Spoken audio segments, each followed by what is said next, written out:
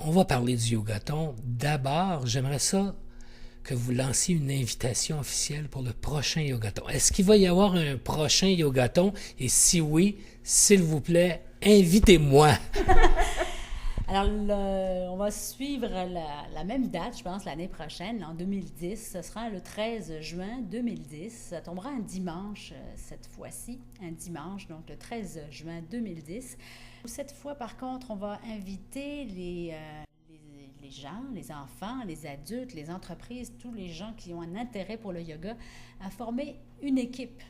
Alors toi, Daniel, tu peux former une équipe de 2, 3 personnes. Diane peut en former une. Moi, je peux en former une avec mon centre de yoga. N'importe quelle entreprise peut en former une aussi. Une équipe qui s'engage donc à recueillir des fonds.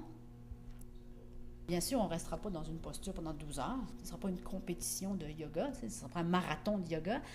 Mais plutôt, je dirais, à chaque heure. À chaque heure, on se présente en avant, sur une scène, mettons près d'une scène où il y aura un animateur ou une animatrice qui nous dira à chaque heure, on fait une posture.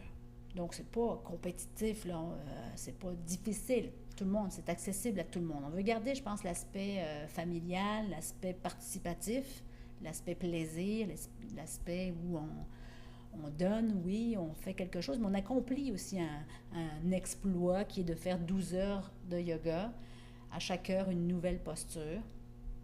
Alors là, c'est la nouvelle idée là, pour la prochaine édition, mais ça reste encore à peaufiner puis à définir là, plus en détail. Là. Et puis toi, Diane, qu'est-ce que tu fais dans tout ça? Déjà, j'ai choisi cet automne avec les étudiants de O-Yoga, qui est mon studio de yoga Mirabel, de faire des karma yoga. Donc, probablement une fois par mois, je vais faire des karma yoga et je vais mettre une petite boîte. Donc, karma, qui veut dire action, Oui, qui veut action. dire...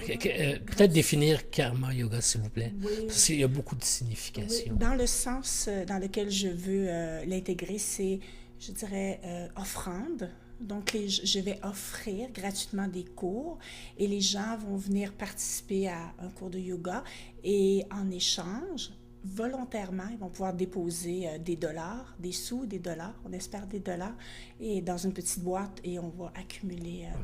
OK. C'est inspirant. On va refaire une invitation en 30 secondes. Pourquoi moi, je devrais m'impliquer, peut-être si vous avez besoin de bénévoles aussi, ou m'impliquer comme participant au yogaton qui va avoir lieu avec l'endroit pour que l'invitation soit lancée à tous ceux qui vont nous entendre et nous voir. Alors, pourquoi est-ce qu'on devrait participer au yogaton ou venir être bénévole? Je pense que chacun, chacune, on est à même du jour au lendemain à être malade, on est à même à avoir un enfant malade, un parent malade.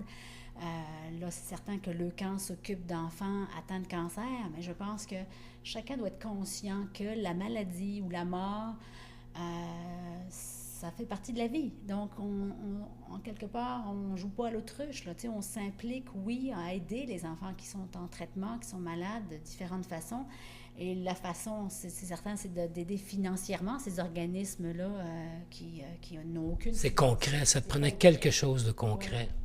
Donc, aider les enfants, ça aurait pu être aider différents organismes, il y en a des milliers, des millions. Là. Mais pour moi, le camp, oui, c'était concret parce que ça m'a touchée pendant toute cette année avec ma petite fille.